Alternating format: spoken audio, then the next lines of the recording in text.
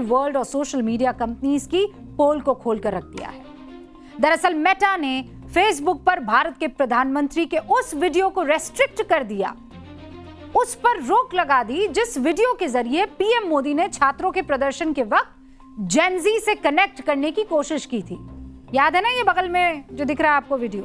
इस वीडियो को कुछ समय के लिए हटा दिया गया फेसबुक से। जिस वीडियो को इंस्टाग्राम पर 24 घंटे में 303 मिलियन व्यूज मिल गए थे, वो एक दिन में सबसे ज्यादा व्यूज पाने वाला वीडियो बन गया था।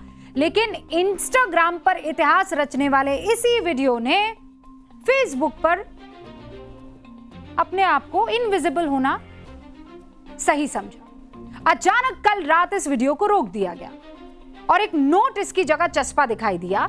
नोट में क्या लिखा था वो देखिए, ब्लू कलर की लाइन से ब्लिंक कर रहा है। The attached media isn't available in your region due to a legal request। जैसे ही हंगामा हुआ ये वीडियो दोबारा अवेलेबल हो गया। मेटा ने कहा अरे ये तो गलती थी, टेक्निकल ग्लिच हो गया ना भैया। अब मेटा क्या है जानते हैं? मेटा क्या है? मेटा वो कंपनी है जो फेसबुक चलाती है और इंस्टाग्राम चलाती है और व्हाट्सएप चलाती है।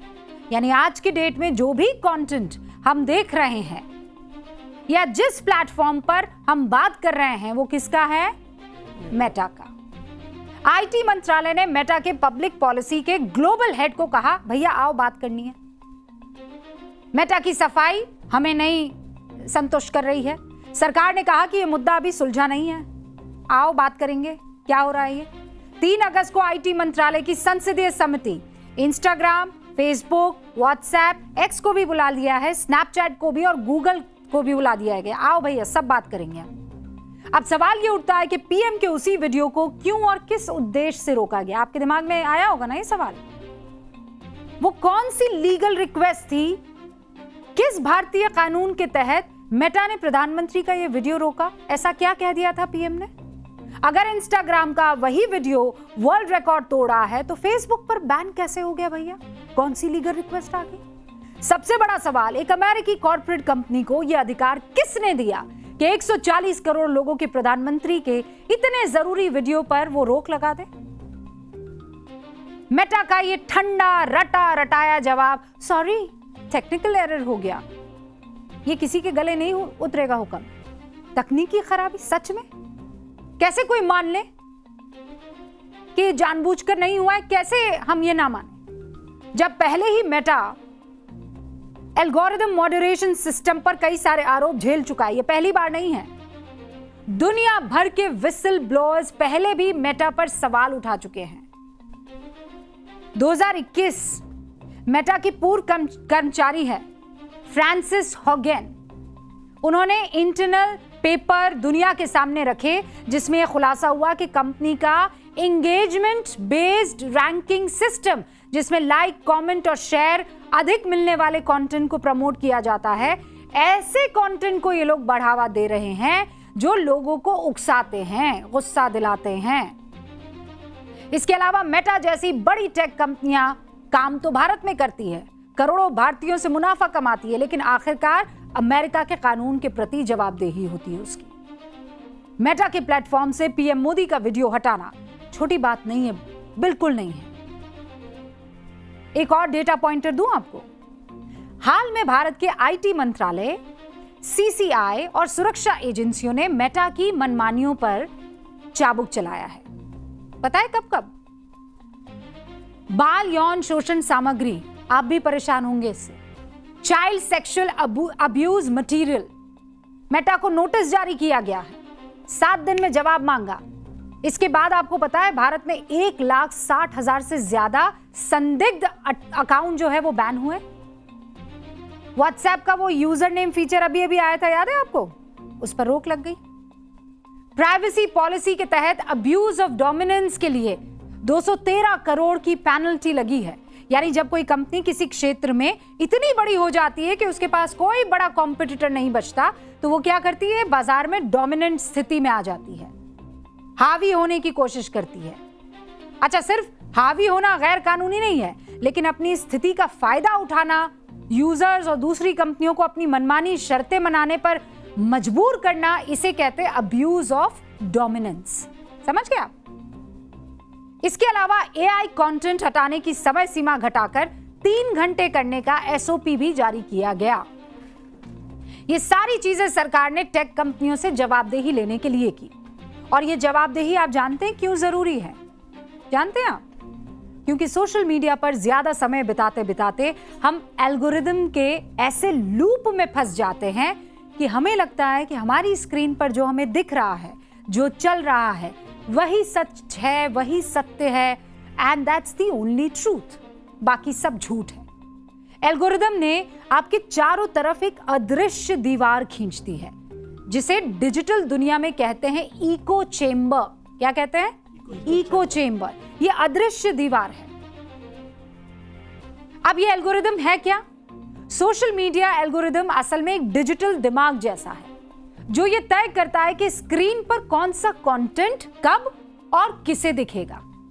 इंस्टाग्राम जैसे सोशल मीडिया एप्स विज्ञापन से कमाई करते हैं और इसीलिए इनका इकलौता मकसद आपको ऐप पर ज्यादा से ज्यादा समय तक रोक कर रखने का होता है। और इसीलिए ये वही कंटेंट आपको फीड में बार बार देता है, परोसता है, जो आपका ध्यान खींचता है।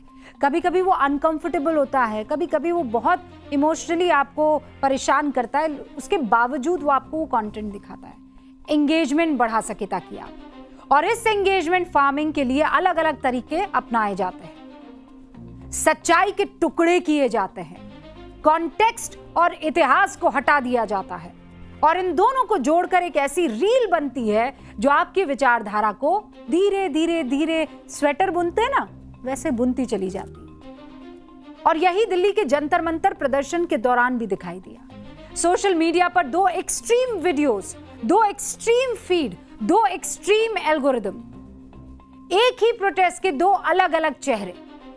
एक फीड पर शांतिपूर्ण प्रदर्शन करते छात्र, दूसरी फीड पर हिंसा फैलाते उनमें कुछ एलिमेंट। और ये कोई विचार में अलगाव नहीं था, सबके सामने फैक्ट्स ही थे जो अलग अलग तरीके से परोसे जा रहे थे। लेकिन हुआ क्या? आप जानते हैं क्या हुआ? हुआ ये कि कंटेंट जो है वो पोस्ट किया गया। ठीक है? ये एंगेजमेंट एल्गोरिदम काम कैसे करता है? जब भी इंस्टाग्राम पर कोई रील पोस्ट होती है तो उसे क्या किया जाता है? डायरेक्टली सबकी फीड पर नहीं भेजा जाता है, उसे एक छोटे ग्रुप पर टेस्ट किया जाता है। मतलब सबसे पहले कंटेंट आया, ठीक है, सबसे पहले कंटेंट आया, फिर एल्गोरिदम टेस्ट किया जाता है, फिर उसके बाद एंगेजमेंट सिग्नल देखे जाते हैं। ज्यादा एंगेजमेंट वाले कंटेंट को फिर पुश कर दिया जाता है, ज्यादा लोग ताकि उसे देखें। एंगेजमेंट उससे और ज्यादा बढ़ता है, फिर लोकप्रिय भावनात्मक कंटेंट को ज्यादा फैलाया जाता है। फिर क्या होता है? एक ही तरह का कंटेंट आपको बार बार दिखाई देने लगता है। इसी तरीके से आपको उस लूप में फंसा दिया जाता है और यही हुआ भी। लेकिन अब परेशानी क्या है कि 2 अलग अलग किस्म के वीडियो, एक ही जगह से बने हुए वीडियो, लेकिन एक का कंटेंट पुश गजब का और दूसरे का कंटेंट पुश कम। एंगेजमेंट के लिए आपको बार बार लगातार एक तरह का कंटेंट दिखाया जाता है, आपको लगता है ऑर्गेनिक है, लेकिन ऐसा नहीं है। London school of economics and political studies ने जनवरी 2025 को एक रिपोर्ट जारी की। इसका टॉपिक था the myth of Metas free speech places democracy at risk. यानी मेटा का फ्री स्पीच का दावा एक भ्रम है, ऐसे एक रिसर्च पेपर आया जो लोकतंत्र के लिए खतरा बना हुआ है। इसमें बताया गया कि मेटा का एल्गोरिदम सच या झूठ नहीं समझाता, वो सिर्फ ये दिखाता है कि लोग कितना देखते हैं, कितना शेयर करते हैं, कितना कमेंट करते हैं, कितनी प्रतिक्रिया देते हैं। जिस पोस्ट पर ज्यादा एंगेजमेंट होता है उसे ज्यादा लोगों तक पहुंचाया जाता है। इसका असर यह होता है कि अगर कोई पोस्ट गुस्सा दिला रहा है, डर पैदा कर रहा है, विवाद पैदा कर रहा है, तो उसे अक्सर ज्यादा एंगेजमेंट मिलता है। समझ गए ना आप खेल? रिपोर्ट में आरोप लगाया गया कि मेटा पूरी तरह नहीं बताता कि एल्गोरिदम कैसे काम करता है, रैंकिंग कैसे होती है, किस पोस्ट को क्यों बढ़ाया जाता है। इसमें कोई ट्रांसपेरेंसी नहीं है। एल्गोरिदम के इस खेल में विदेशी सोशल मीडिया कंपनियों का सबसे बड़ा मार्केट है हमारा भारत। भारत में विदेशी कंपनियों के सोशल मीडिया प्लेटफॉर्म को बेशुमार प्यार मिला है। लोगों ने खुले दिल से इसे अपनाया है, खूब धड़ल्ले से इस्तेमाल किया है।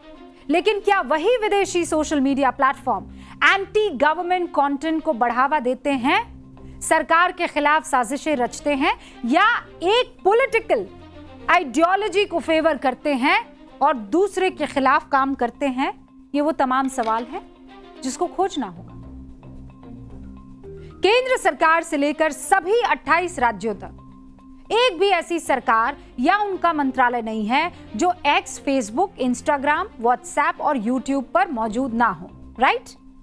पीएम से लेकर सीएम तक और मंत्री, सांसद, विधायक सभी के अकाउंट इन विदेशी सोशल मीडिया प्लेटफॉर्म पर है।